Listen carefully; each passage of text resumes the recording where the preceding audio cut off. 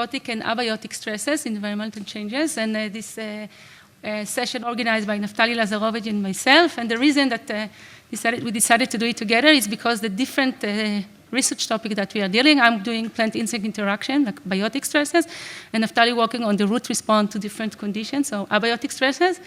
And then we said, let's try to bring a session to discuss it together in here. So apparently, it's very hard to find people who are doing combined stresses with more than one stress or several stresses, either biotic or abiotic, but we managed to find different topics that I think maybe will expand our knowledge and will bring new good discussions and ideas for collaborations. So yeah, this first session now will deal mostly on biotic stresses.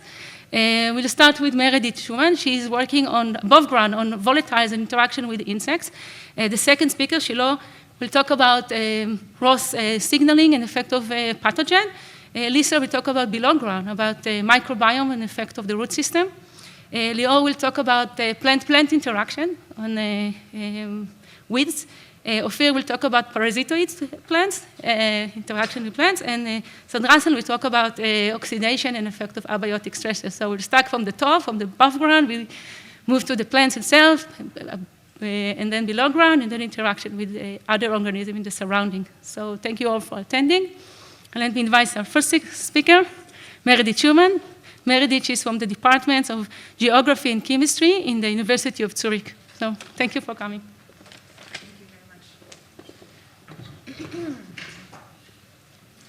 Thank you very much for the invitation. I'm really excited to be here and looking forward to telling you about what we're doing.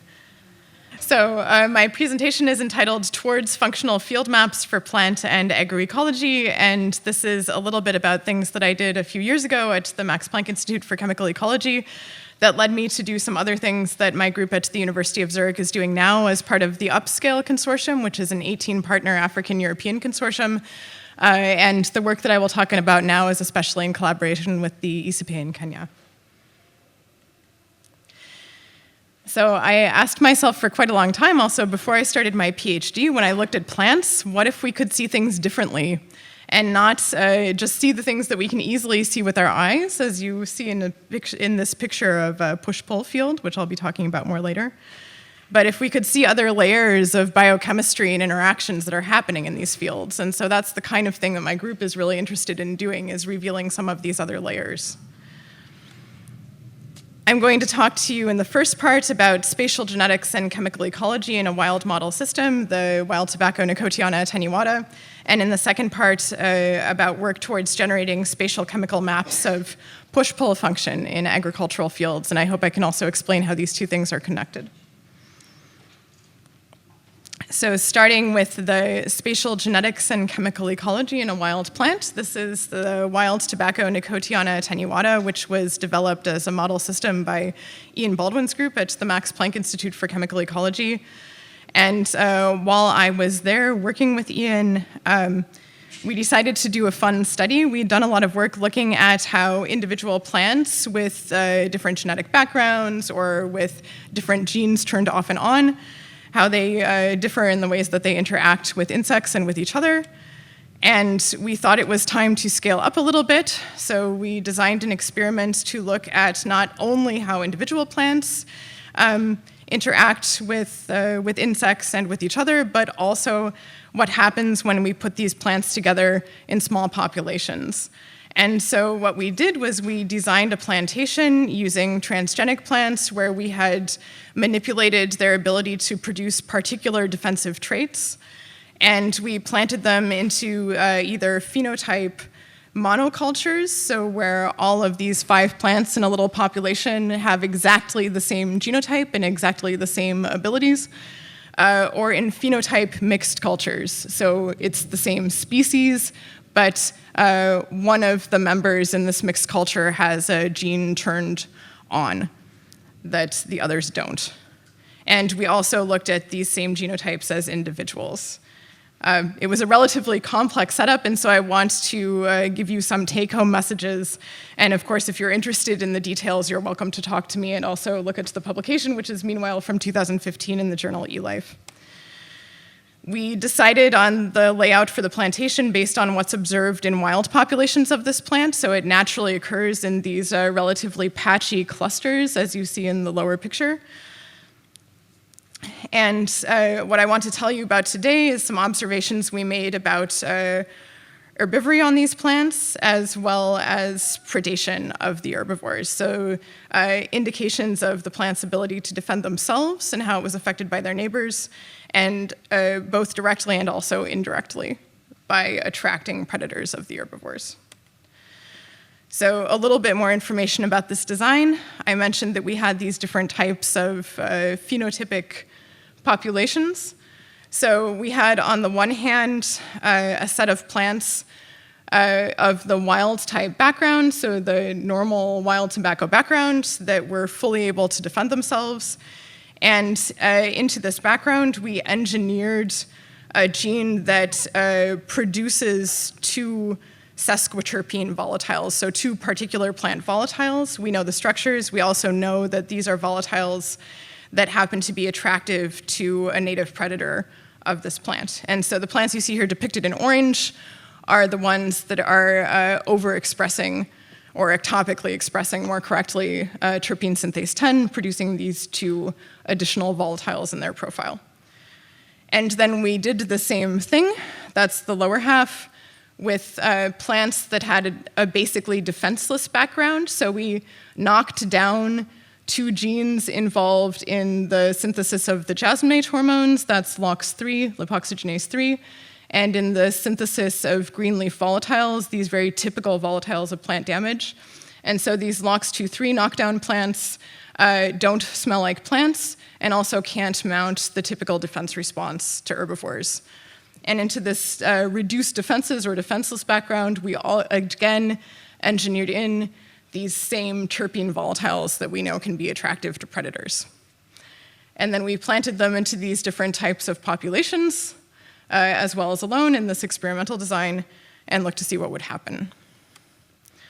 So also some terminology that I will use. You see we've got monocultures and mixed cultures. So the mixed cultures always have one emitter in the center, one of these plants that's emitting the terpenes in the middle, and is surrounded by plants of the same background that are not emitters. And then we have monocultures that are all emitters of the terpenes and monocultures that are all non-emitters. And I also looked separately at what happens to the edge plants versus the center plants in these populations. Good. So first, some of the results from looking at herbivory. One of the things that we did was to look at the abundance of different herbivores that naturally occur in this plant's environment. And I should mention that we were able to plant these plants back out into their native environment. And so first, I just looked at, this is summarizing on the y-axis, the total number of herbivores, so total number of herbivores per plant observed. First, I just looked at the genotype effect and found that, yes, our manipulation of the plant's defense chemistry did have the expected result. So the red plants and the pink plants, the red and pink plants are the ones that are knocked down in LOX2 and 3, so they're the ones that are basically defenseless and don't smell like normal plants. We found a higher herbivore abundance on the red genotype than on the black wild type genotype. And interestingly, the ones where we'd engineered in these terpene volatiles that are attractive to predatory insects, they had reduced levels of herbivores. Even the very defenseless red plants, when we engineered in this terpene synthase, that's the pink one right there, the occupation of the plants by herbivores went down drastically. So we could see a clear main effect of our manipulation of the defense chemistry in these different genotypes, which was nice. We also saw that there was an effect of the spatial grouping. So I'll give you the last panel here. So on the left-hand side, you have plants that were grown as individuals. In the middle, you have plants that were grown on the edge of a population, and on the right-hand side, plants grown in the center of the population. And here I'm just comparing wild-type plants with the wild-type plants in black with wild-type plants that can emit or have enhanced terpene emission in gray.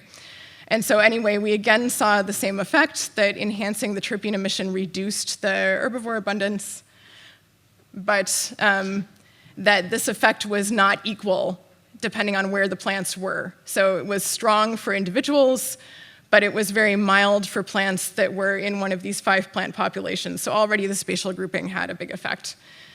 And then finally, we also looked for effects of neighbor chemistry, and there we did not see a very strong effect. So when we looked in wild-type plants and defenseless plants that were grown in either monocultures or mixed cultures, we clearly saw the effect of knocking down LOX2/3, so a clear difference between the red and the black, no big effect of growing in either a mono or a mixed culture. But already we had some interesting interactions. When we looked at a different kind of herbivory by a stem-boring weevil, then we were also able to see a neighbor effect. And so what I looked at here was simply the number of plants that were infested by the larvae of this stem-boring weevil, which we did at the end of the season. We broke open all the stems and looked where they were. And there we saw that wild-type plants that were grown in a wild-type monoculture had relatively low infestation rates, whereas wild-type plants that were grown in a mixed culture together with the terpene emitter, the TPS10, had much higher infestation rates, almost 3 times the infestation rates as wild-type plants grown in monoculture. Whereas so those are the black bars. The gray bars are the TPS10 plants. They tended to have higher infestation rates than the wild type. It was not significantly different, and it didn't change depending on whether they were in a mixed or a monoculture. So this was very interesting to us, and we saw a similar trend in the defenseless plants as well, but by the end of the season, there were too few of the defenseless plants left to have any statistical significance in that trend. So here we saw an indication of an effect of the defense chemistry we manipulated directly, and a much stronger effect of the chemistry of the neighbor. Then finally, we also looked at predation rates, and I will try to take this apart for you rather quickly. So we were looking on the one hand, this is the top, we were looking at herbivores predated by Geocorus pallens, the big-eyed bug, which also occurs naturally in this environment. And we just baited the leaves with caterpillars and eggs like you see here, and then looked to see how many were killed. So the top part of this figure shows what happened to plants on the edges of different kinds of populations, and the bottom part shows what happened to plants in the center of different kinds of populations. So on the one hand, we were able to see different patterns for the red and pink bars versus the black and gray bars. So this was already an indication that there was some effect of having knocked down a lot of defenses in the LOX2/3 plants, these red and pink bars. And one of the very interesting effects was that for these defenseless plants that were growing on the edge of a population, we saw kind of a dose-response effect. So if you just look at the upper right at the red and pink bars, the first 2 red bars, these are LOX2/3 plants, either grown in a monoculture or in a mixed culture with one emitter in the center. And then the pink bar at the edge is a monoculture of all emitters. And so we saw that there was a tendency that the defenseless plants surrounding an emitter tended to have a bit higher predation rates, and there was a significant increase of predation of these herbivores in monocultures of these defenseless emitters. We did not see the same effect at all in the wild-type background for plants that were generally able to emit other volatiles. And we saw quite the opposite effect when we looked at the plants in the center of populations. So for plants of this wild-type background that can defend themselves, that can emit volatiles where we just enhanced their emission, actually, the more emitters there were in a population, the less predation services the plant at the middle received. So that actually hurt predation rates, and there was no effect for plants that were in the middle of the LOX2/3 defenseless populations. So we also saw a strong effect of spatial grouping between edge and center plants, and some indication as well for an effect of neighbor chemistry, that when we had monocultures of plants that were all enhanced in emission, that the predators stayed at the edge of the population and did not penetrate to the center. And finally, we saw that all of these manipulations that we made, we looked also at other things, that these had some consequences for plant fitness. So we also saw, for plants of the same genotype, a difference in their mortality rates, depending on whether they were planted in a phenotypic monoculture or a phenotypic mixed culture. And what's most interesting here, again, I know that it's a rather complex setup, but the most interesting thing, I think, is that wild-type plants planted around an enhanced emitter, wild-type around TPS-10, tended to have higher predation rates than wild-type plants in a monoculture, whereas the defenseless plants planted around an emitter tended to have lower mortality rates than plants in a monoculture. Those direct comparisons weren't significant, but when you put them together, what we got was that we could eliminate the higher mortality of being a defenseless plant just by putting an enhanced emitter in the middle, because the well-defended plants had a bit higher mortality and the poorly defended plants had a bit lower mortality. So that was very interesting. So I got very excited about all these kinds of spatial effects. And from the study, I also concluded, I think the simplest conclusions are that plant defense chemistry, spatial grouping, and neighbor chemistry all affect herbivory, biological control services, and plant fitness. So there's some indirect indication that there's some pressure on plants to pay attention to what their neighbors are doing, and that there were some situations where neighbor chemistry even mattered more than changes made directly to the plant, or to the focal plant. So that inspired me to do a lot of different things, and one of the things that we've done in the group that I'm leading now is to get involved in a system where the spatial arrangement of plants is actually used for biocontrol services. The system is called push-pull, and it's an approach to smallholder agriculture. Generally, in the group at the University of Zurich, we're interested in mapping plant biochemical variation and how it matters for ecology, and we do this using scalable spatial tools outdoors in real systems. We work in a few different systems, but I want to talk to you about the work that we're starting to do collaboratively with the Upscale Consortium in push-pull fields. So what is push-pull? Push-pull is a mixed cropping system where you have a focal crop. In the best established system, I'll talk a bit more about, it's maize. You have an intercrop in between the rows of maize that is meant to repel and suppress pests of the maize plants. And you have a trap crop around the outside that's meant to attract those pests away from the maize. So on the one hand, you try to protect the maize plants with the intercrop, and on the other hand, you try to kind of camouflage them with the trap crop. And the system is meant to work using principles of chemical ecology. It's been a long timeline of development of push-pull. So the first systems were reported for cotton plants, actually, in Australia. That was when the principle was first reported in the scientific literature in 1987. And shortly afterwards, a setup was also reported for onion in the United States. And a little while later, Zhadyrassyn and colleagues, including John Pickett, established the first version of such a push-pull system for maize in Kenya. And then there was ongoing development of the maize system. Rather quickly, there was a change to the intercrop that was used.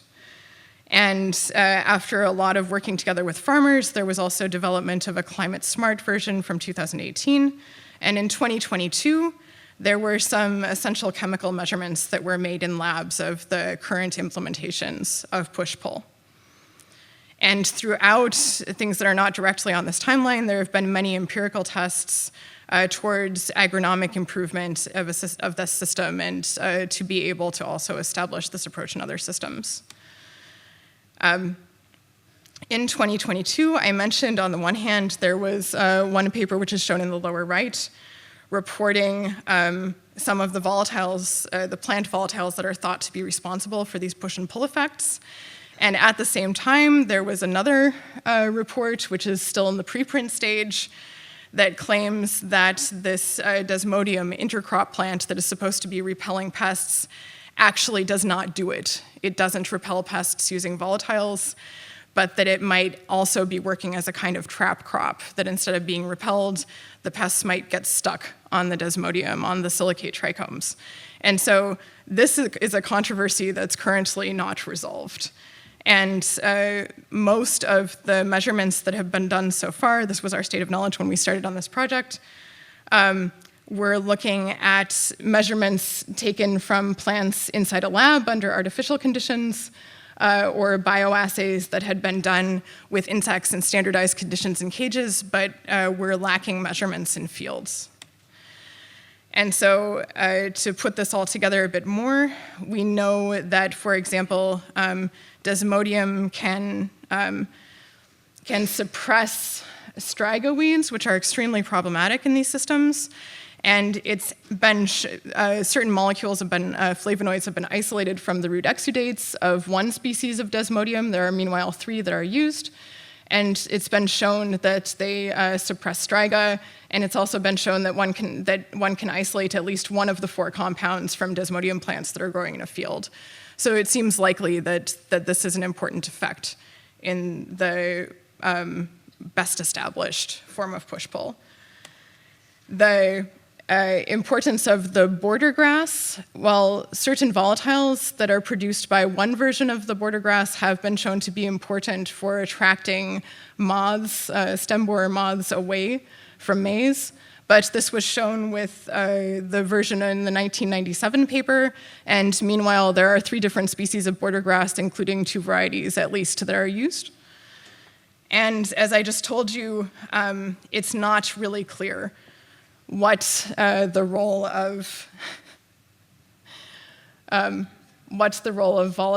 is in the role that desmodium plays in the system. It was shown clearly for the 1997 system that the intercrop that was used then, which was molasses grass, produced plant volatiles that repelled stem borer moths. But it's still controversial in desmodium. It's a completely different plant. So one thing that we did at the very beginning of our involvement was, together with Professor Kahn and with Frank Chiduanyika at the ISAPE, Lior Blank, the PhD student on the project at UZH, did a systematic review.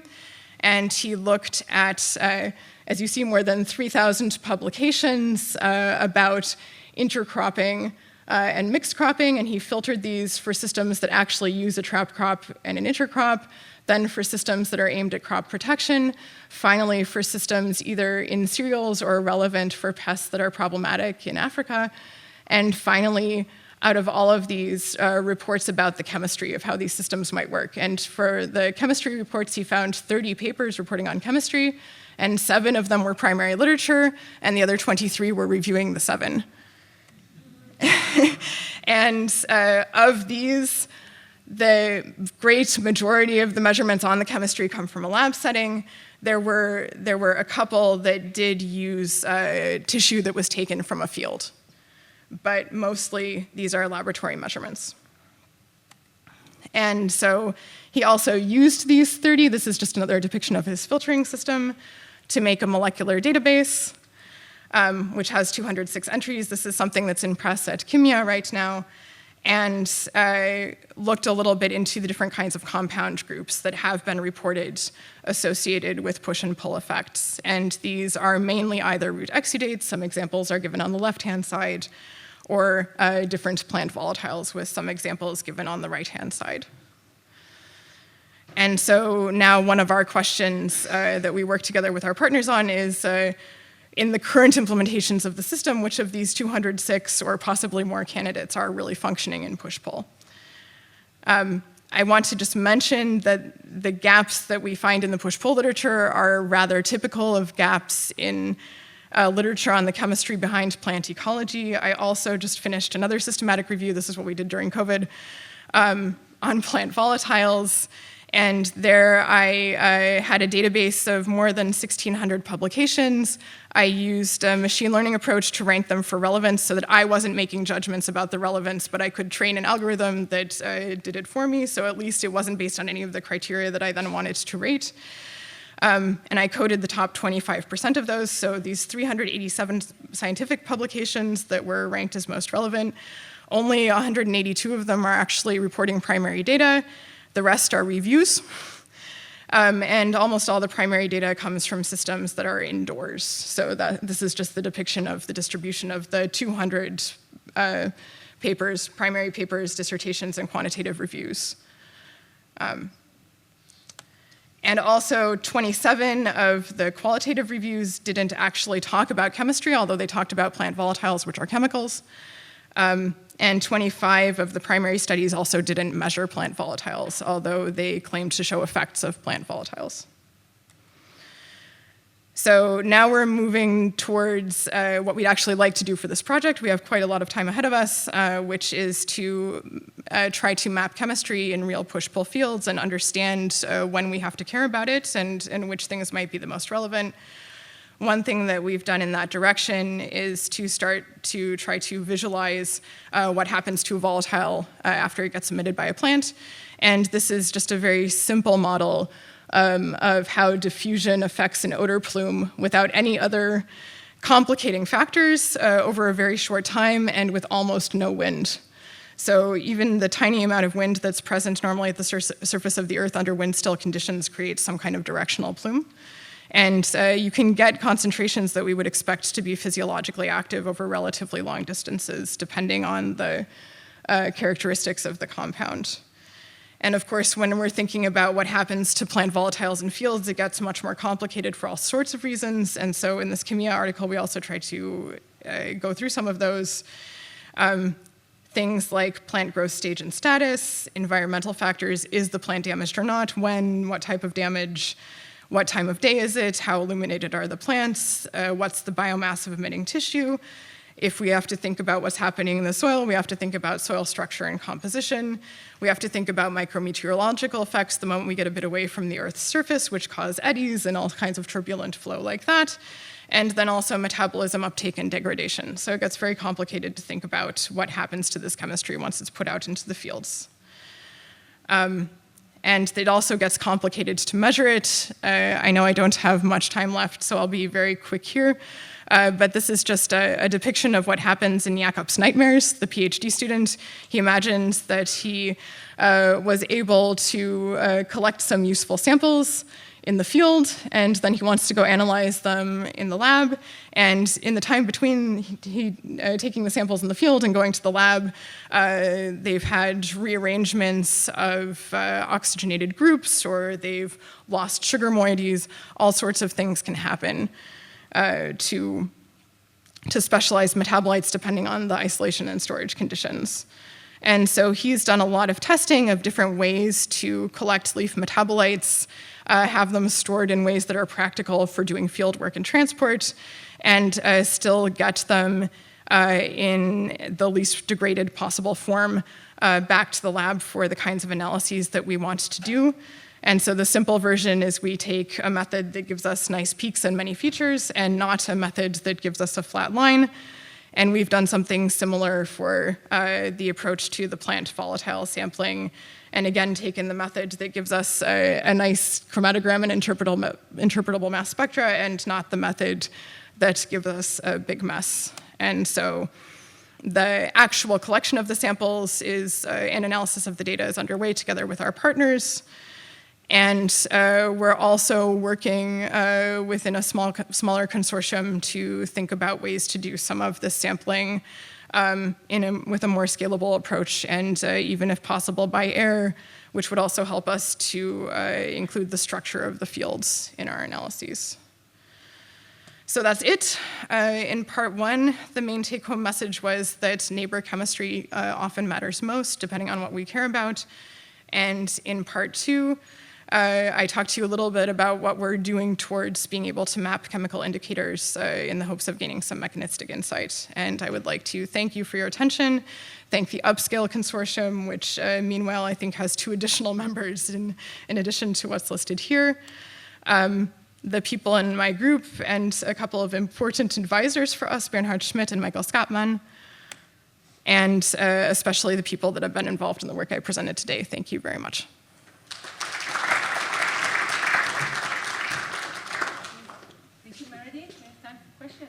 So regarding your mapping of chemistry, I was impressed also with the idea of using some kind of drone to collect. How would you really, in order to do metabolomics in the field, how can you identify the source? Because that's the main challenge when you go to the field, right, to do metabolomics. Yes, absolutely. So I think there are many, many different answers to that question. We're most interested in applying drone-mounted systems on the one hand to do simple photogrammetry just so that we can map the fields without trying to extract any chemical information from that map. And on the other hand, to use a drone-mounted system to collect plant volatiles. And there we have a couple of different approaches in mind for where when we have to care about where the volatiles come from, then we would just leave little collectors in the field at known points that somebody could go back and collect later, or where the collection could also be automated. And the main advantage of that being that you can take samples from known points without creating the amount of disturbance that you do when you actually walk into a field yourself. And you could also deploy things more quickly and more synchronously. The other way where drones can be useful there, where some work has been published in forests, is to get kind of an average volatile profile over a patch. And you can estimate based on the turbulence that's caused by the drone, what distance of patch you're sampling. And sometimes that's also fine. Sometimes we don't care about the exact point source. And that can be combined with doing a few plant enclosures or taking tissue samples to know more about what the plants can be producing. Yeah.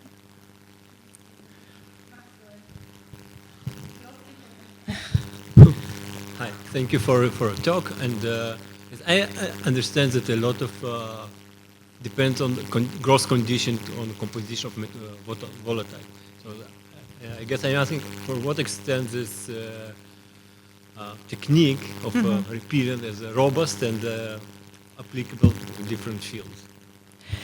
Yeah, so if I understand your question correctly, it's about how well it's possible to automate this type of sampling. Was it in that direction, or was it more that how... Yeah, practical application in the field, exactly. So that was also why, with our collaborator, Stefano Minchev, who's heading the Environmental Robotics Laboratory, we talked a lot about what kind of approach could even make sense.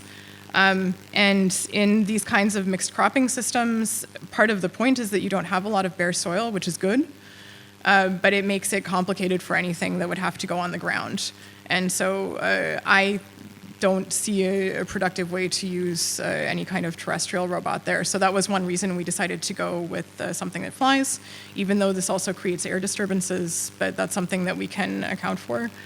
And then there are lots of other cool technologies where on some of them I'm a very enthusiastic, hopeful user, and on others I don't really know anything about them, but I think that there are many developments that make it possible to flexibly deploy sensors in agricultural fields, from things that are mounted on a drone and deposited in an acceptable manner, or kept on the drone, to things that can actually be put on the plants and left there for some amount of time.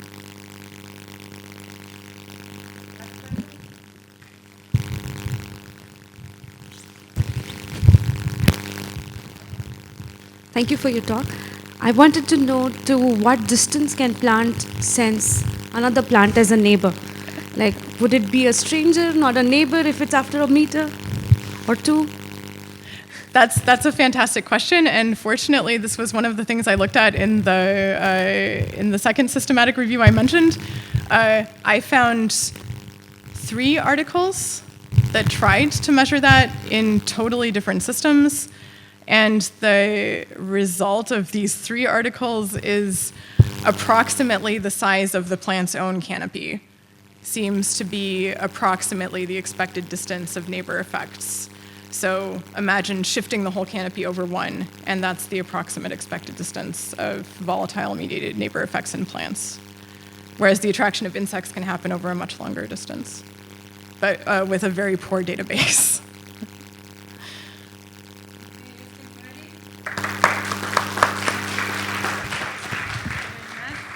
Speaker, Shilo Rosenwasser. Shilo is from the Hebrew University of Jerusalem in Rehovot, the French Sciences and Genetics. Okay, hello everyone, good afternoon. First, I would like to thank the organizer for inviting me and for the opportunity to present our work here. And also I want to acknowledge Matan Elipsh, a PhD student in the lab who has worked very hard in order to make this project possible. So in the lab we are interested in how signals linked to environmental conditions are translated into alteration in the cellular redox state and transmitted into biological pathway. Our main interest is in light adaptation and how ROS and redox signaling regulate photosynthesis, especially under naturally fluctuating light conditions. But today I would like to focus on a specific project in the lab in which we used genetically encoded redox biosensor in order to detect stress responses in potato plants. So what are active oxygen species in complete oxidation of water during photosynthesis or reduction of oxygen during respiration? 4 electrons are transferred between these two molecules, and this, of course, keeps the beautiful symmetry between these two substantial processes. And reactive oxygen species are these partially reduced form of oxygen, such as superoxide, hydrogen peroxide, hydroxyl radical. These are highly reactive molecules with the potential to cause cellular damage. So, and it has been shown that ROS have significantly accumulated under stress condition, and most importantly, ROS have been recognized as a key player in the complex signaling network of plant stress responses. And it is the antioxidant system which is responsible for ROS detoxification. Here we are looking at the ascorbic glutathione cycle, in which electrons for hydrogen peroxide detoxification are drawn from the glutathione cycle and detoxify the production of hydrogen peroxide. So if we're looking at a photosynthetic cell from a redox point of view, you can see electron split for water in photosystem 2, transferred through the photosynthetic electron transfer chain, producing ferredoxin and ADPH. This is highly reducing molecules, which of course allows to maintain metabolism and cellular growth, but also to maintain this important redox buffer, glutathione and ascorbat, which donate electron to ROS detoxification. And the balance between the production of reducing molecule and oxidizing molecule is critical to maintain cellular homeostasis.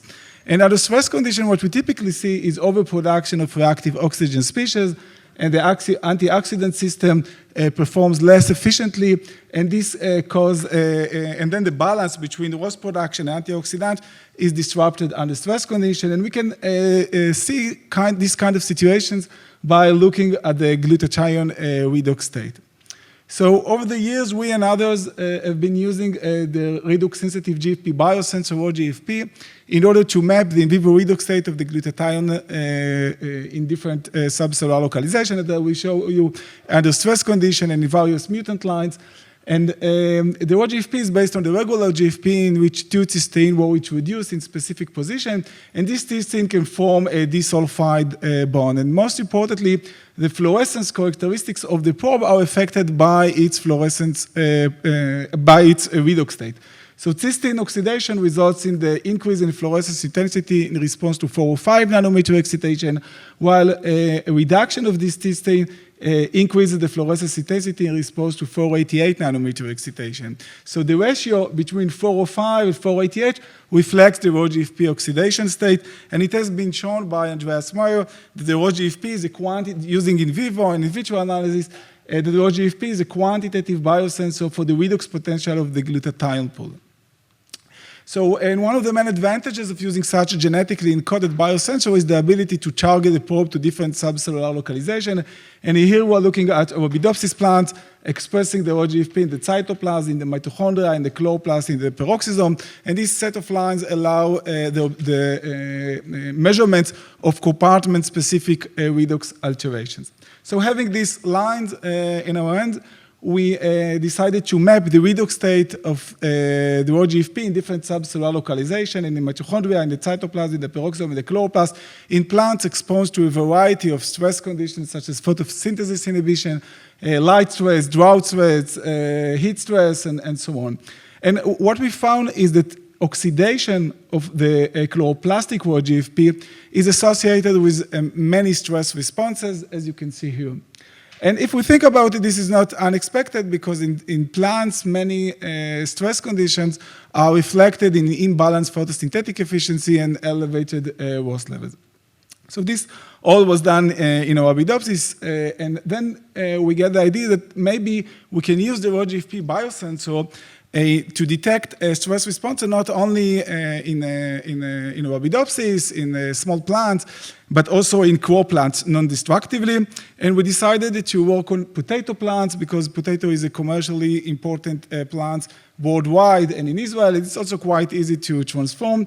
And we produced these plants in which we targeted the ROGFP to the chloroplast of potato plants, as you can see here in this confocal image analysis. But this was not enough because the common methods to measure this kind of fluorescent signals were based on confocal imaging and plate readers, which are excellent for basic science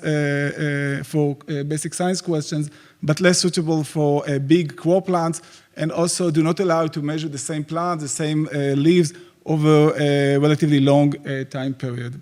So this is why we decided to work with the AMI in vivo imaging, which allows us to capture fluorescence at the whole plant level. And one of the main advantages of this chloroplast line is its strong or intense fluorescence intensity. You can see here this has the fluorescent line in the two GFP channels compared to the chlorophyll channels.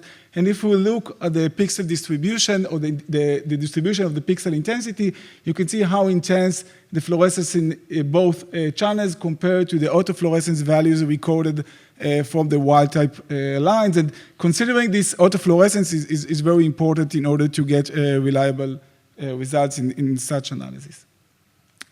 So here you can see the probe dynamics under oxidizing and reducing condition. You can see that under oxidizing condition, the fluorescence intensity in response to 465 nanometer excitation decreases, while the fluorescence intensity while under reducing condition, the fluorescence intensity in response to 465 nanometer increases. And you can see the opposite trend if we look on the 405 nanometer channel. And this dynamics is reflected in these ratiometric images in which we divided pixel by pixel, the 405 by the 465 nanometer image. And in these pictures that you are going to see from now on, cooler colors represent highly reduced state of the probe, while warmer values represent its highly oxidized state.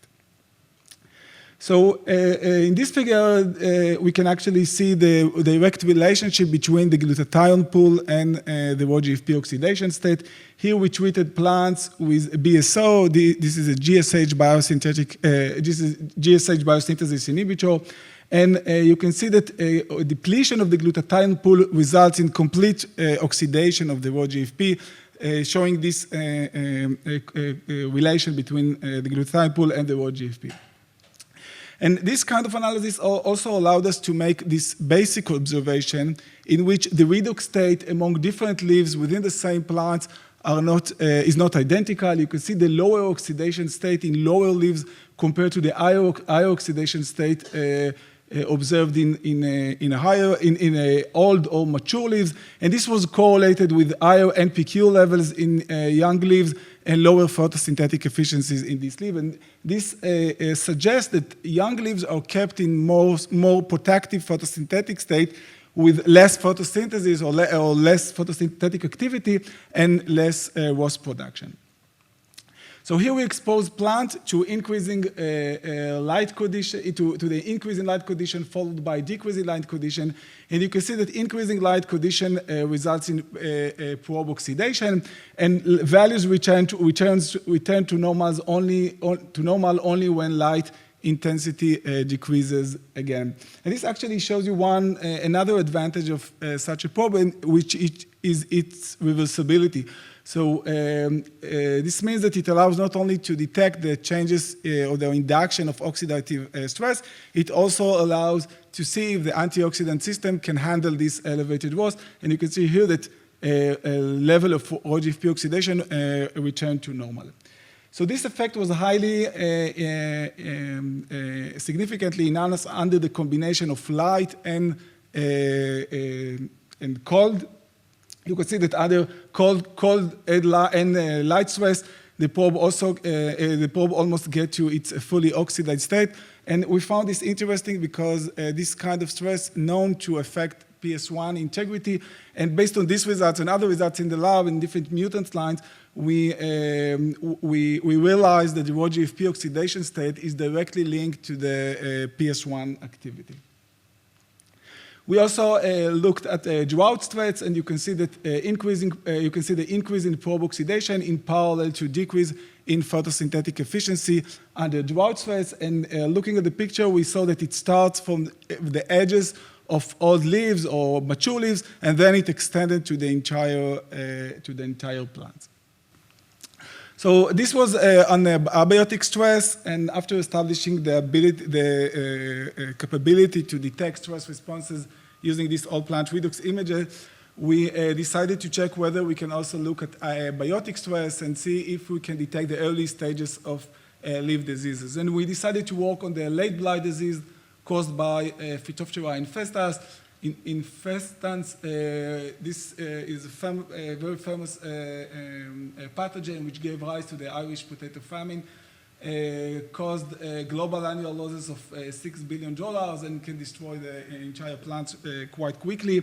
And it is a hemibiotrophic pathogen, which means that it keeps its host alive, taking up nutrients during the biotrophic stage of the disease.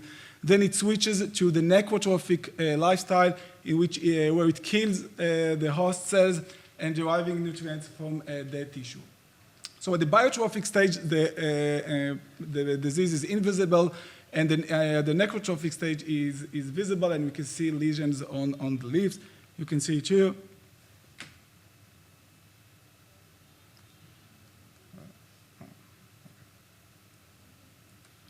So plant look healthy and happy at the beginning, then it switches to the necrotrophic stage, which completely destroy the plants quite quickly.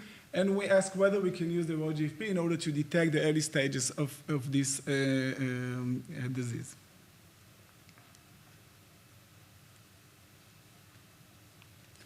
So we started by infecting potato leaves with Phytophthora and producing this redox imaging analysis. And indeed, we were able to see these leaf patches exhibiting oxidized state of the probe, mainly during the necrotrophic stage of the disease. And although this is nice to see, this is not surprising because these tissues actually undergo a massive cell death processes, which are typically associated with elevated ROS and oxidative damage. And our main interest was to capture the biotrophic stage of the disease. So then Matanel went to the microscope and came back with these pictures, which actually show that we no longer measure the raw GFP redox state in the chloroplast. It turns out that the probe is mislocalized outside the chloroplast already during the biotrophic stage of the disease, as you can see here. So possibly this is part of the plant resistance mechanism to prevent pathogen effectors from penetrating the chloroplast. So this is our hypothesis. Anyway, we knew that upon light to dark transition, the probe gets oxidized. And we thought that if the probe is no longer localized to the chloroplast, it should lose its ability to respond to changes in light intensity. And therefore, we ask, is it possible to detect the biotrophic stage via redox imaging during light to dark transition? And this is exactly what you are going to see here. So here we expose the plants, the leaves, to light to dark transition. This causes immediate oxidation of the probe, as you are going to see. But leaf patches where the probe is mislocalized outside the chloroplast have lost their ability to respond to light, and therefore we can clearly detect them already during the biotrophic stage of the disease.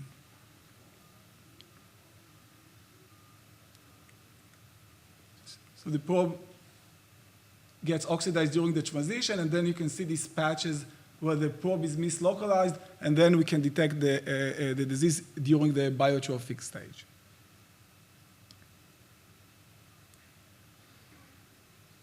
Okay, later on we collaborated with David Hellman and Yaron Michael, and we applied a machine learning approach which allowed us to automatically distinguish between infected and uninfected leaves based on this image analysis.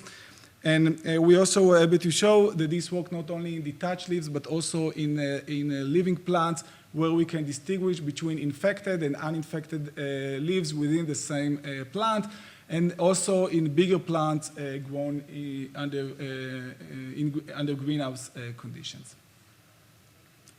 Okay, so I hope, how much time?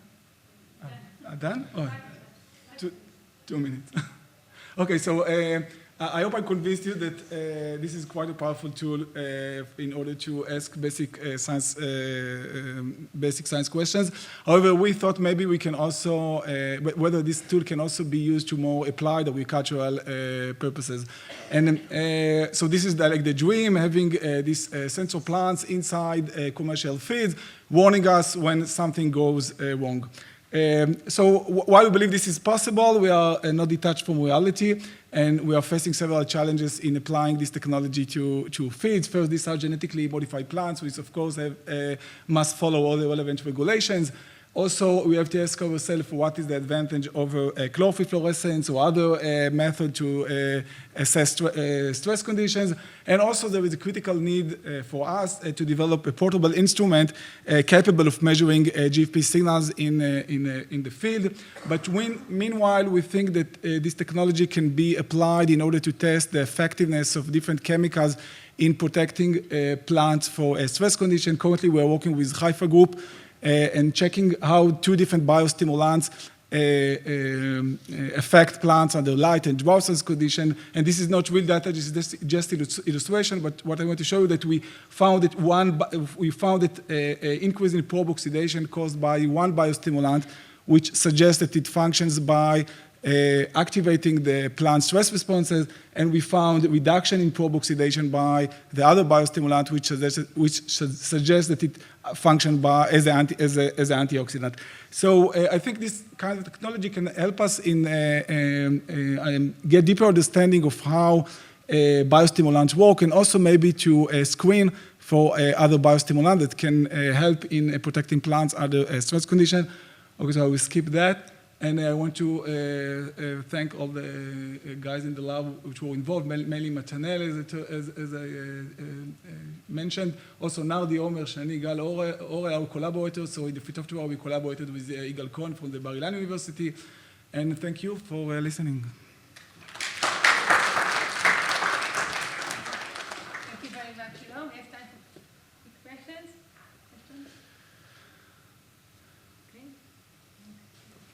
Can you insert this crop to other parts of the plant, such roots or stems or whatever? Yeah, this is based on 35 S promoter, so it's expressed in chloroplast, but this I didn't have to show you, but now we have lines expressing the OGFP, the mitochondria, and the peroxisome, and also 2 different lines in the chloroplast, which has a higher sensitivity to all the light stress conditions.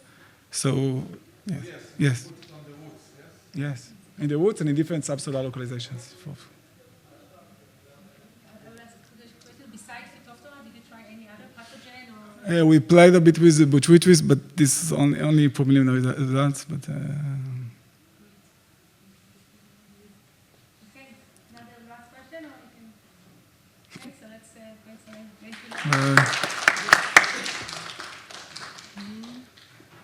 Okay, our next speaker is Elisa Korenblum from the Volcanic Center. Okay, thank you. Okay. Hi, everyone. I would like first to thank the organizers for the invitation. I'll start actually with something that I learned recently, but I guess everyone here would guess that actually roots are. It's very recent. It's like fresh from the oven piece of evidence that roots are really getting shallower all over. In every 99% of crop roots are shallower since the expansion of agriculture, 60 centimeters shallower. And with that, actually, millions of cubic meters of rooted soil that is really important for water and carbon storage, for nutrient cycling, meaning also root interactions are being lost.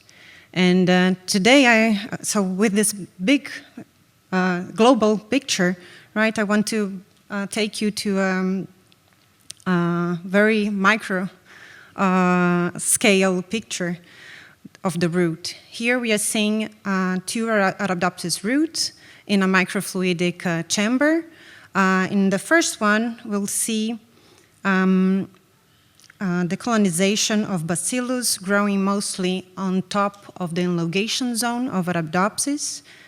And in the second one, this same interaction with an addition of a third party that is labeled in green. And this interaction actually exclude this third bacteria from this interaction in this microfluidic chamber. We are not seeing here what is really happening, what's being secreted by the root or by these two organisms to expel, but these are mostly based on chemistry. Chemicals that are being secreted by the roots or by the microbes on top of the root that are determining who can colonize the root. And in here, actually, I bring this other part here, the metabolites that are secreted by the roots. And here, this is a MALDI imaging analysis. We can see specific metabolites that are concentrated in certain areas of the root. For example, on the top panel, we mostly see specific acylsucroses on the tip of the lateral roots. Here's a tomato plant growing on agar containing soil. And that bottom one, the ones that are highlighted in blue, it's another type of acyl sugars that are mostly concentrated in the hairs of the main root. And indeed, plants secrete a lot of metabolites. Just Arabidopsis plants can secrete up to, in a hydroponic, very closed system, in vitro system, secrete about 100 different metabolites.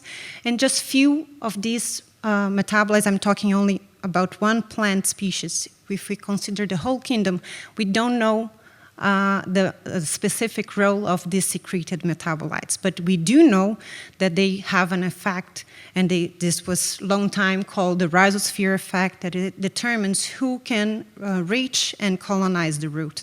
This area around the root that is called the rhizosphere. And so we know that many studies already have shown that root exudates as a big, complex mixture of metabolites shape the rhizosphere microbiome,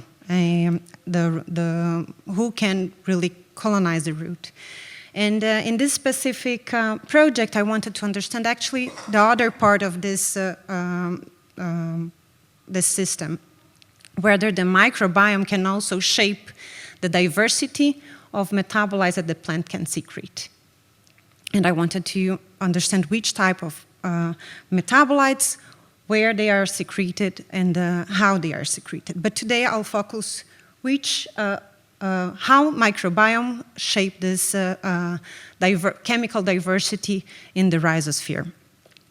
And for that I used, again, Mary, she's completely right. There are really few studies on the role of metabolites in plant interactions.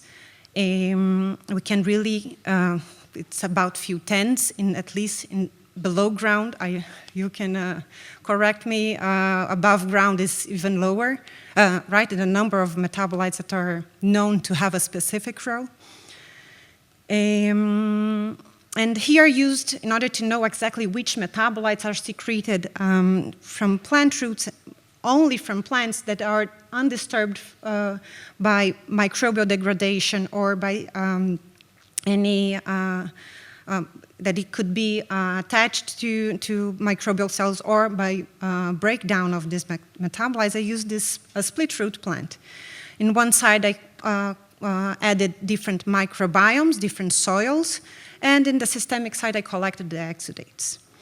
So here's a very important slide just to describe the system. We used dilution to extinction, which is a technique in microbial ecology in order to shape and get different microbiomes.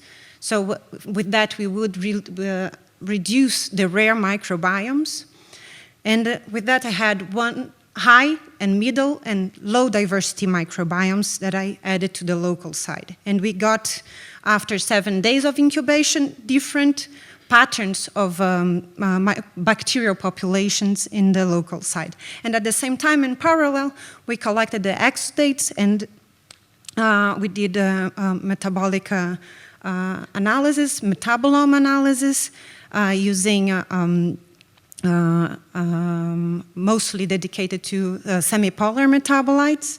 And we compared all these samples, and this was a very important moment. We saw that different microbiomes shape the metabolite, determines which metabolites the plant is secreting. We can see here in this ordinary plot at the bottom that each treatment, meaning you'll see here in this is the control, the autoclaved soil, low diversity, middle diversity, and high diversity, they are separated. And in this ternary plot, I want to walk you through this. It's mostly to show which type of metabolites the plant secrete as determined by the microbiome. So the size of this cross determines the fold changes compared to the control. The color, of course, is the class of metabolite that were manually identified. And the position of this cross determines where this metabolite was mostly enriched, in which treatment it was mostly enriched. From this about 100 metabolites, we could 50 were actually classified, and we can see that many were about half of them we could not finally classify in specific chemical class. And I want to mostly highlight two groups of metabolites that belong to the acyl sugars. You'll see that some of the metabolites were mostly enriched in the high diversity microbiome, induced by the high diversity microbiome. And the others, acyl sugars, were here in blue. They are actually shared between the two different microbiomes, induced by these two different microbiomes. This was actually the first time that acyl sugars were found and detected in roots and exudates. They are actually known to be highly accumulated in trichomes of different solanaceous species. Actually, they have a very simple, but makes them very diverse way of structure, and also the way that they are named. So they are mostly sugars. The main moiety is glucose or sucrose, and around they are decorated with different acyl chains. So depending on the number of the acyl chains and the length of the acyl chains, you will name these metabolites. For example, here we have a glucose with 2 acyl chains with each containing 6 carbons. Why am I explaining this in details? Because you'll see here, just to describe the 2 different groups of acyl sugars that we detected in the ternary plot. One is mainly enriched in acyl sugars containing C5s, meaning acyl chains with 5 carbons, and the other ones that were below the graph, that they are shared between the middle and the high diversity, they are very diverse. They have all types of acyl chains connected to the sugar. And with that, I wanted to highlight the importance of really understanding the role of these metabolites. We now know how many metabolites are secreted, and I need just a few more. I'm about to conclude. We still don't know. That's my point. We still don't know the role of these metabolites, but we have now an array of different metabolites that are modulated by plant interactions, and they definitely have a specific function in the rhizosphere.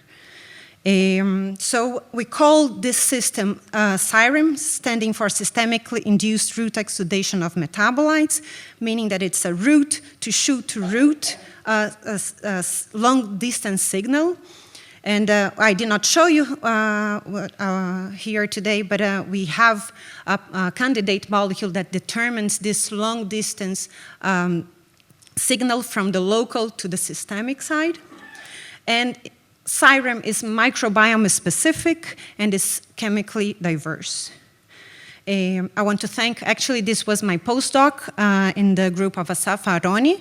And last year I started my group. I just want to say that this actually inspired the idea that plants have a communication that maybe it's common in the rhizosphere, and bacteria can understand it, and this can be definitely important to promote beneficial microbes.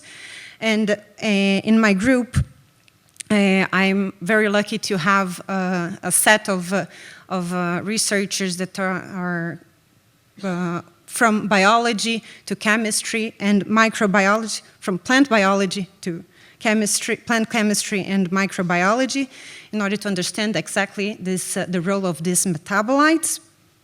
And I'm in the fruit tree department, so we have different toys that we are really interested in understanding whether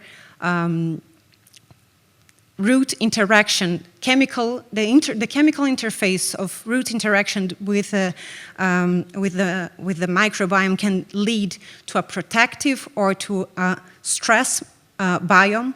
So it will lead to disease, and we go to the field as well. I really want to talk to Mary about how to do metabolomics in the field. I'm still working in the lab for metabolomics. And we have established also this split root system in different plants, from crop to model plants. And I want really to take advantage of this opportunity to say that we are also recruiting to a new project combining, collaborating with also a new researcher from my department, Noam Reshev. We are focusing, I'm sorry that it's in Hebrew, but it's also hard for me because I'm a new immigrant, so, but I'll explain you. It's, we want to understand the biostimulant, different microbial stimulants effect on root microbiome of grapevines, and how this will also shape the fruit metabolome and quality of wine. So please, if you're interested in this project, write to us. And with that, I would like to thank you for your attention.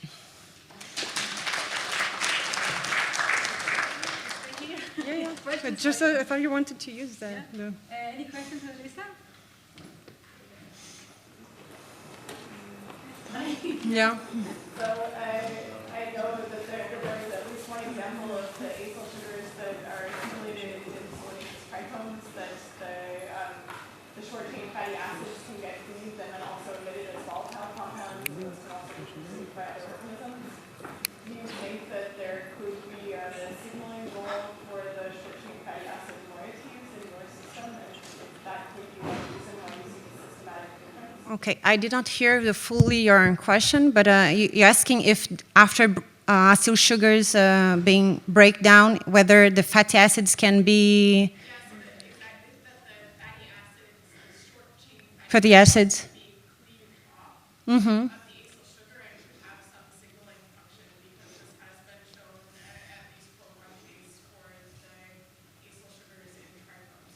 So we did not detect specific fatty acids in our system, but it could. We don't think there is only one signal molecule. It could be definitely part of this long distance signal. Yeah.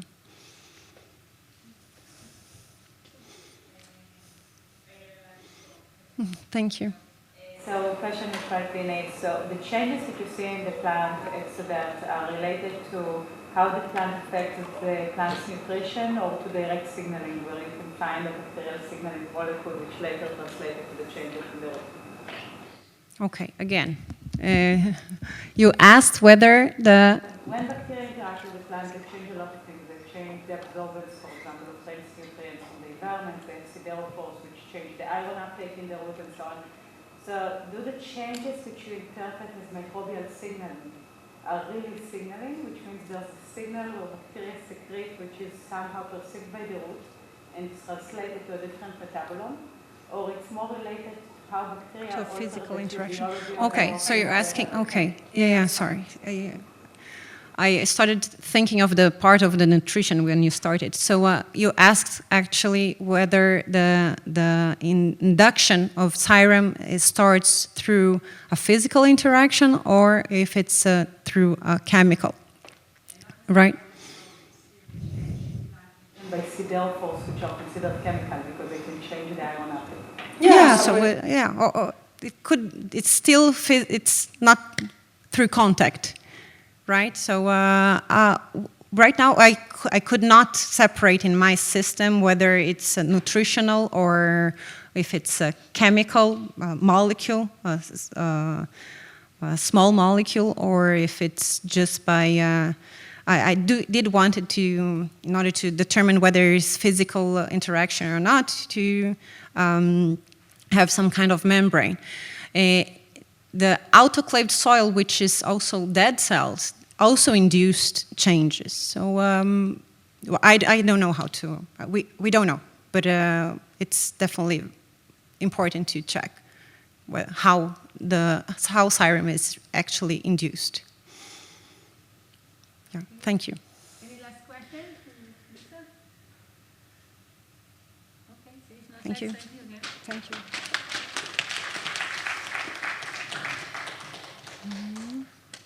Okay, our next speaker is Lior Blank. Lior is from the Vulcani as well, the Agricultural Research Organization, same as Elisa. He's from the plant pathology and weed research. So thank you for coming.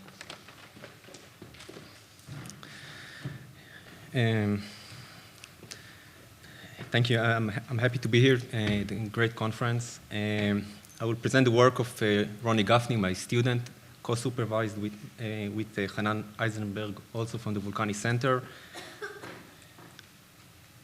Okay, and it's about the effect of climate condition on seed germination of Amaranthus albus, a study along a climatic gradient. So Amaranthus albus, also known as a common tumbleweed or pigweed, it's an summer annual plant. It invaded Israel from the US about 150 years ago. And we have now a project where we compare the population in the US to population in Israel. We are interested in invasiveness of species. And I will present one aspect of it today, and it's on germination. Okay. Germination. Germination is a pivotal stage. Yeah? If we're talking specifically on invasive species, seeds can get to a new place, but if they won't germinate, they won't establish, of course. And this is a trait that is under a strong selection. And in Israel, we take advantage of this gradient, climatic gradient we have, to study how this species able to establish in different climatic settings. So they can either local adapt to the new environmental condition, or use a plastic response, meaning that they maintain fitness under a wide range of conditions.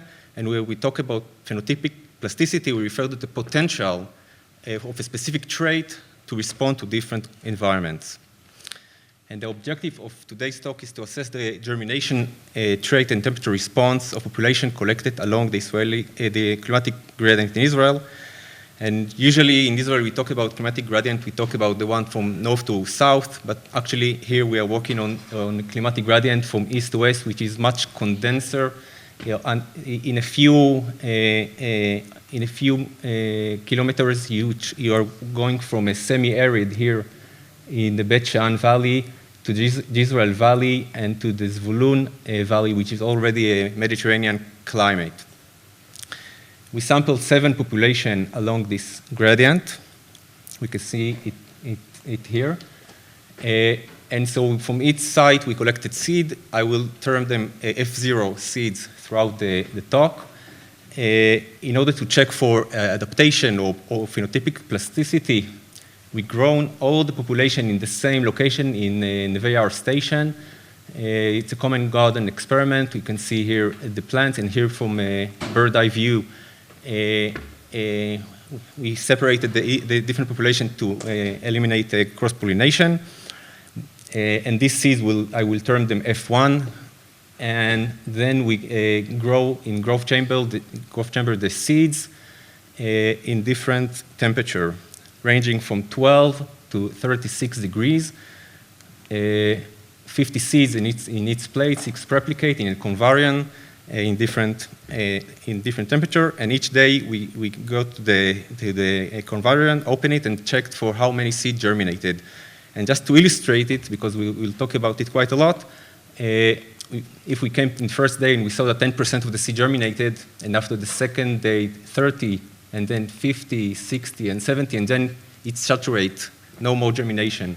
So this is how one population might look. And this is a second population that germinates a bit slower, but it reaches also the 70% germination. But it can either go higher or lower, okay? It depends on the population.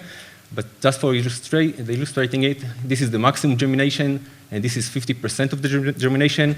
And for the first population, it took 2 days to reach this value, and the second one, 3 days. So I will use these terms in the talk. And this is how it looks when we grow the 7 population in 27 degrees. It's quite diverse. Different population had different germination profile, from germinating quite fast. In a few days, they reached the maximum. And in some population, it took even weeks to reach this maximum level. And these 3 populations are from the east, these are from the center of the gradient, and this is from the west. And generally, we can say that the eastern population germinated faster than the other population. And again, these are still the F0 seeds that we are talking about. So these are 4 of the temperature. We can see here that the eastern population average number of days to 50%, what we saw in the illustration, was shorter. For example, in the 27 degrees, after 3 days, we reached to 50%. In the central population, it took 4 days, and in the western population, it took about 8 days. This is another example of the differences between the 7 populations. The eastern population, these 3, reached to 50% of the germination in the lower temperatures, the 18, 24, and 27, and in the western population, it took they reached only to 25% of the seeds. So we talked about the F0 seed is the whole circle you can see here. This is in 30 degrees. And as we showed earlier, we get different profiles.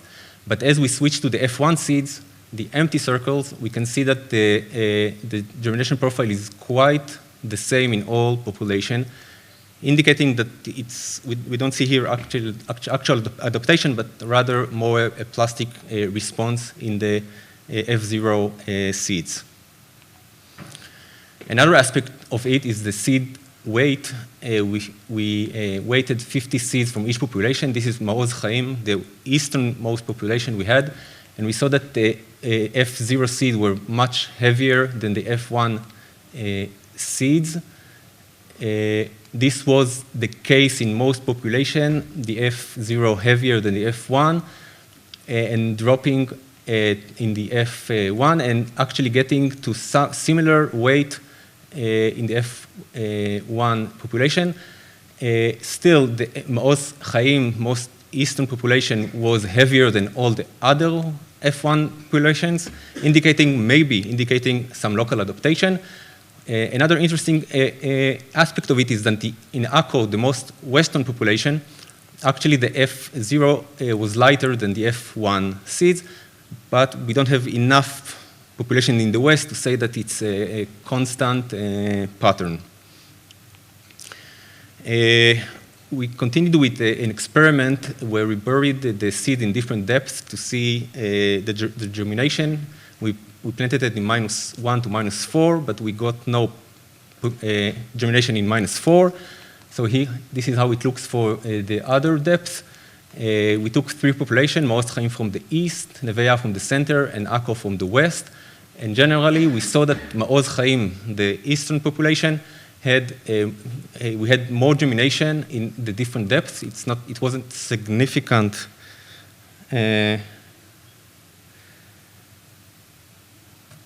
It wasn't significant in all depths, but was heavier. And we know that they are coming from the Bet Shan Valley, which is a semi-arid area. We saw in the previous slide that the seeds were heavier there. And we know that germination depth is a function of seed size. So this is another support to the difference we saw in the different seeds and the ability to germinate in the different population along the gradient. But there is also an agronomic perspective to it. We sampled the weed in commercial fields of processing tomatoes. They are very abundant in this area. But we did it in the beginning of the season, so we couldn't identify to the species level, so it's the Amaranthus genus.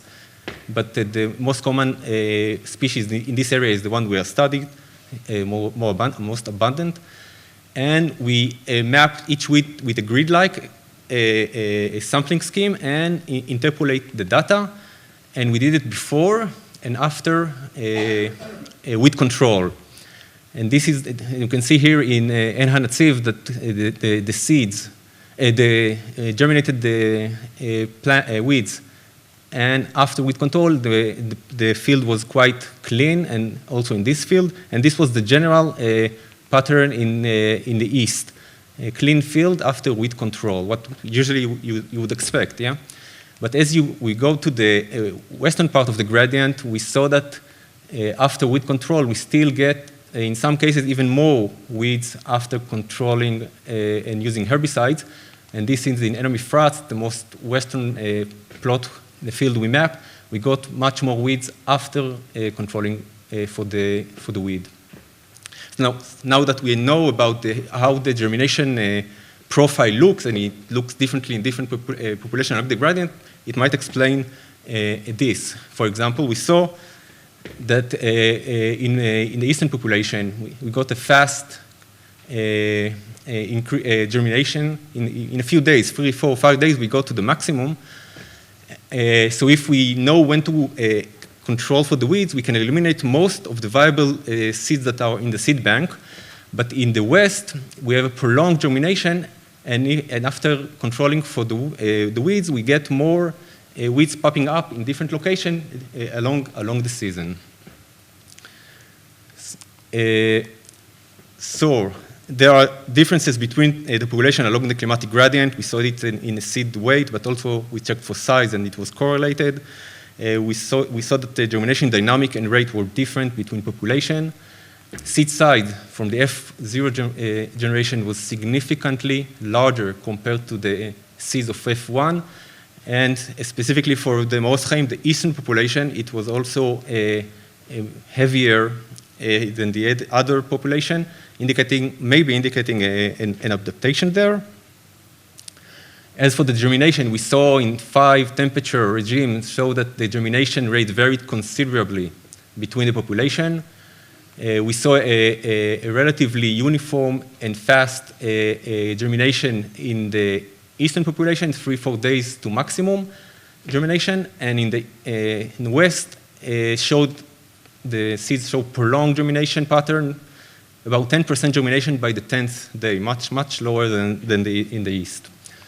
So we can generally say that the differences we see are stemming from phenotypic plasticity, but we can use it when we are going to manage weeds, as we saw in the interpolation, and we should account for the different condition in different area we are working. It can't be a uniform management throughout the region. We have to account for the condition because it affects, for example, germination.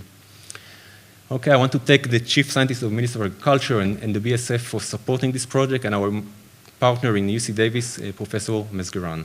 Thank you. Thank you, Lior. Any questions? Yes.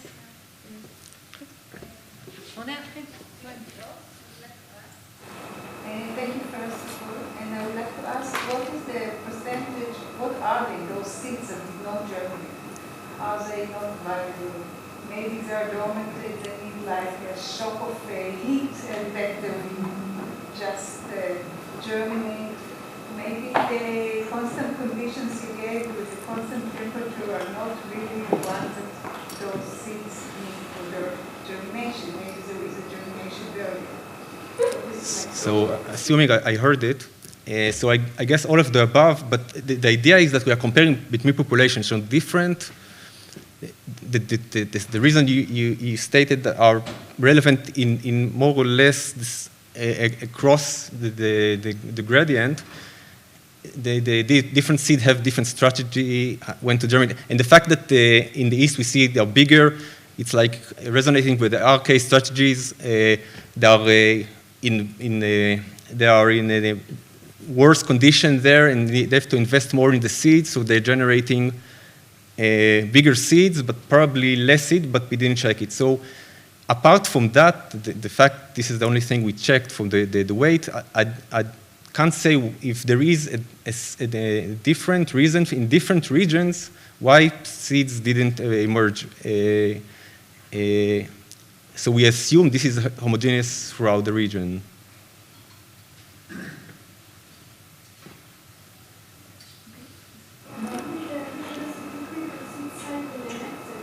No way, I couldn't hear.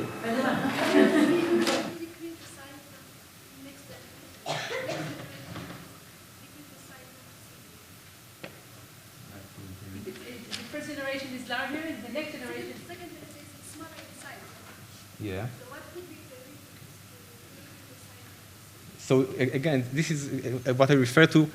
In the eastern part, it's a desert, semi-desert, so they need to invest probably more in the seed. They need to invest more in the seeds, so the seeds are bigger, and probably there are fewer seeds there compared to in the west. So they invest more in the seed, hoping for they will germinate in this rough condition.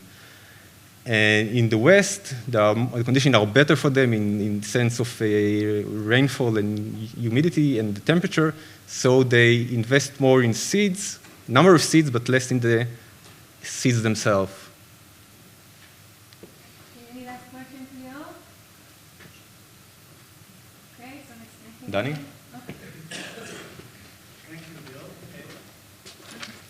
Why do you think that early, fast germination and being heavy is better adaptation? I mean, for the East. For that condition there? Okay, so the fact that seeds are bigger in drier condition, this is something, we didn't discover it, this is something known, that as you go to a less favorable region in rainfall, plants will create bigger seeds. This is the fact. The other thing is that you saw that it's not that only the size. You saw that you're getting higher in germination profile in the east. So we know that they're germinating not only faster, but also more of them germinate compared to the central and western part. Okay, thank you, Lior. Okay, and our last speaker of today, this first session is Zhadyrassyn Nurbekova. It was pronounced well. Thank you. So Zhadyrassyn just graduated her PhD quite recently from here, from the Sde Boker campus, and welcome to the stage. Thank you very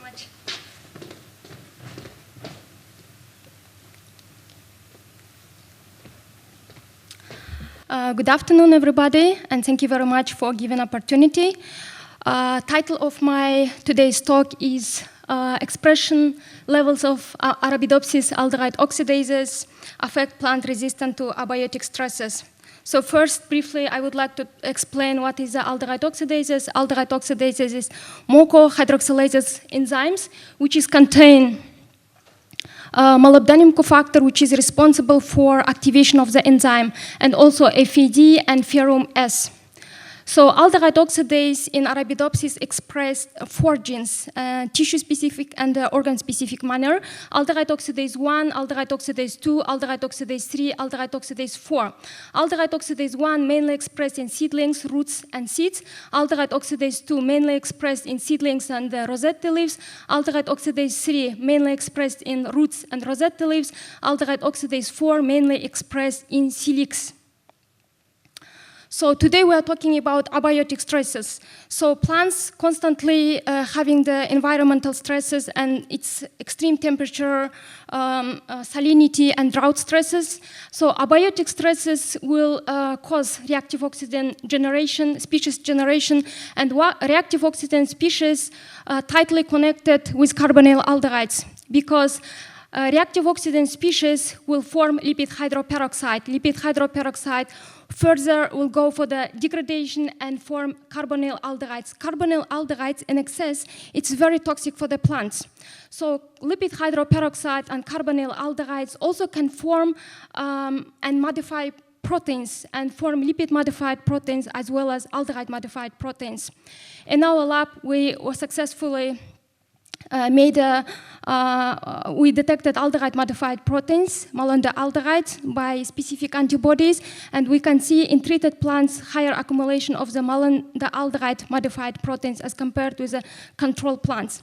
So, as I mentioned before, carbonyl aldehydes, which is coming after the downstream of the ROS reactive oxygen species like acrolein, HNE, and crotonaldehyde, in excess level is very toxic for the plants. So if it's very toxic for the plants, elimination their level is very important. So many researchers and they found different genes which is detoxify the excess level of the carbonyl aldehydes. For example, glutathione transferase towers enzymes, aldehyde dehydrogenases, alkenyl reductases, alkenyl ketoreductases.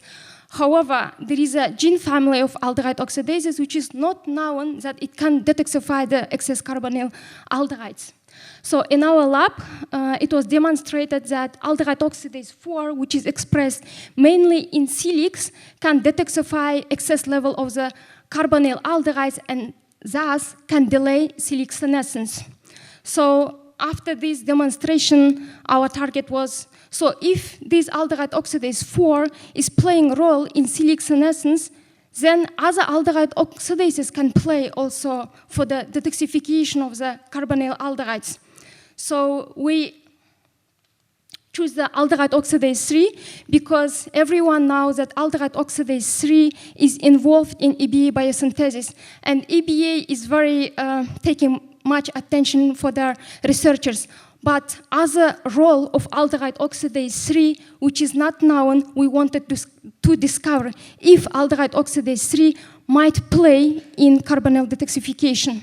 So we selected two independent AO3 mutants, and we compared in normal growth condition. It had early senescence as compared to the wild type and higher chlorophyll degradation as compared to the wild type, while relative water content was similar. And we made the aldehyde profiling, and we see that higher level of the aldehyde, such as acrolein, crotonaldehyde, 3Z-hexanal was higher in AO3 mutants as compared to the wild type. And our conclusion was, yes, for the early senescence, responsible accumulation of the aldehydes. However, there is additional question will be raised. If aldehyde oxidase 3 is deficient in EBA, so maybe it's because of the EBA deficiency. So we wanted to cover this role, that it's not because of the EBA deficiency. So we included NCD, which is upstream for the AO3, and we see in outside growth condition in soil, we can see the differences in relative water content as compared to the wild type in AO3 mutant and NCD, another EBA deficient mutant. But while we don't see any differences in relative water content in NCD mutant as compared to the wild type.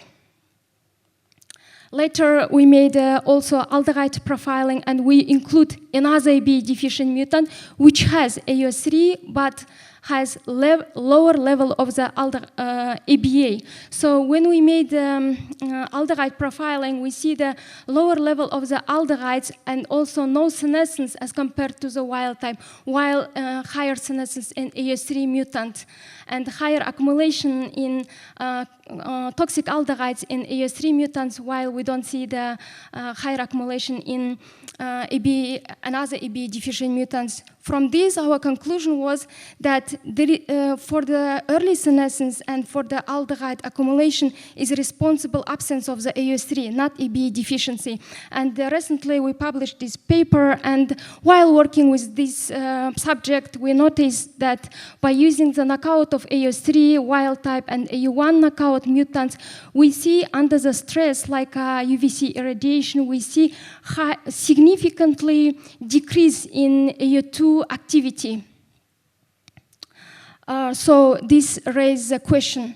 So, and as well as transcript expression. So this has raised question, if AO2 was significantly downregulated and decrease the amount of the protein, so AO2 might maybe also play a role in aldehyde detoxification or in response to the abiotic stresses.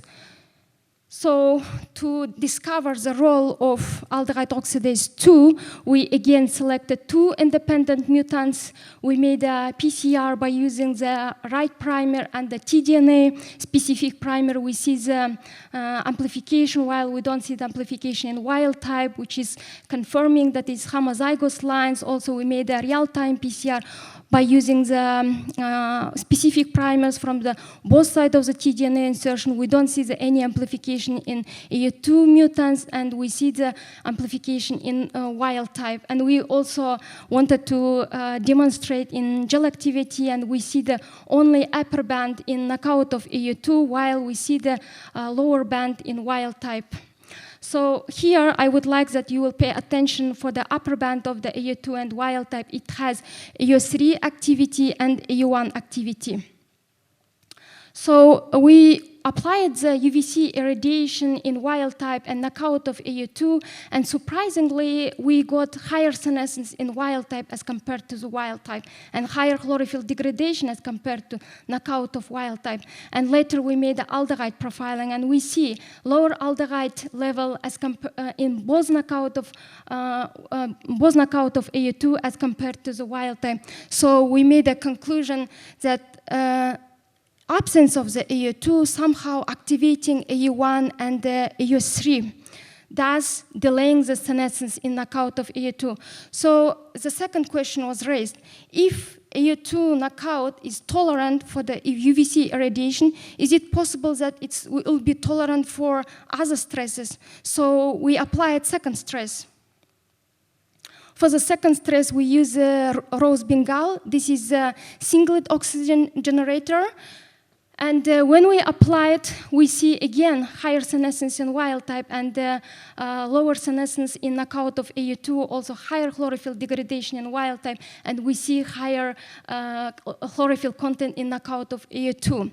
So we made the aldehyde profiling. Again, we see the lower aldehyde level in knockout of AU2, while we see the higher level in the wild type. So from these two stresses, we concluded, yes, knockout of AU2 is tolerant for the abiotic stresses such as UVC irradiation and rose Bengal. But I would like to explain you that, as I mentioned before, knockout of AU2 has two activities, AU1 and AU3. So if there is two activities, which is responsible for the tolerance in knockout of AU2? So for solving this question, we created aldehyde oxidase impaired lines. This is aldehyde oxidase 1 expression, aldehyde oxidase 2 expression, aldehyde oxidase 3 gene expression. Aldehyde oxidase 1 single has higher amount of the aldehyde oxidase 1, while in aldehyde oxidase 3 singles, we have a lower expression of AU3 as expected. Controversially, we see higher expression of AU3 in AU3 singles, and we see the negligible amount of AU1 expression. So after successfully generation of the AUR impaired lines, we made again, we included 3 independent AU3 singles and the AU1 single together with knockout of AU2 and wild type, and we applied the UVC irradiation. And we see higher senescence in AU1 single as compared to the wild type and knockout of AU2, but we don't see much senescence in AU3 singles as compared to the wild type and knockout of AU2. And later we made aldehyde profiling. Aldehyde profiling revealed knockout of AU2 and AU3 single had much more lower aldehyde level as compared to the wild type, while aldehyde oxidase 1 single, which was similar with the wild type in aldehyde profiling. So we answer the question that in the tolerance of the knockout of aldehyde oxidase 2 is responsible mainly aldehyde oxidase 3. For applying the two stresses, we made a fast drought experiment because it's very important for the crop productivity, and we see the also tendency of aldehyde knockout of AU2 and the AU3 singles as compared to the wild type, much more lower waterless, which is indicate that aldehyde oxidase 3 is responsible for the fast drought experiment also. So conclusion from our experiment, the current study demonstrates that absence of the AU2 oxidation activity affect AU3 capacity to protect plant from early premature senescence by better aldehyde detoxification. Second experiment with the fast drought results demonstrates the important role of AU3 in AU2 knockout and the AU3 single resistance under fast drought stress conditions. So lastly, I would like to acknowledge my mentor, Professor Moshe Sagi, my former mentor, Professor Rustem Umarov, Professor Junichi Mano, who teach me HPLC technique, Dr. Dominic for his for his help, and for my current and former lab members, my friend Kainin, Maria Edwidge, and Tanya. Thanks for your attention.